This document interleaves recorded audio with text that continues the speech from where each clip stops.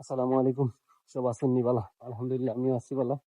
আপনারা দোয়ায় আজকে একটা শুক্রবার দিন। আল্লাহ তাআলা আমরা এত বড় একটা দিন দিয়েছেন। সব মানুষ মসজিদে গিয়ে একত্রিত হইতাম।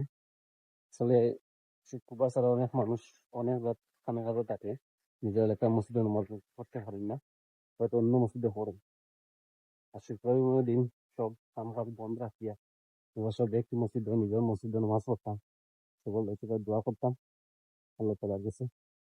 আসলে বর্তমান যে অবস্থা গরম খুব বেশি। তখন আল্লাহর কাছে দোয়া করতাম আল্লাহ তাআলা আমরা বৃষ্টি দিয়ে আসলে আমরা দুনিয়াটা শান্তি করতাম। আসলে বর্তমান যে অবস্থা যে আমরা কতটুকু সূর্য তেজ গরম আসলে আমরা পক্ষে এত গরম সহ্য করা সম্ভব না। যে আল্লাহ তাআলার কাছ থেকে যদি আমরা বৃষ্টির পানি না পাই, দোয়া করতে আল্লাহর কাছে ভালো পাবো।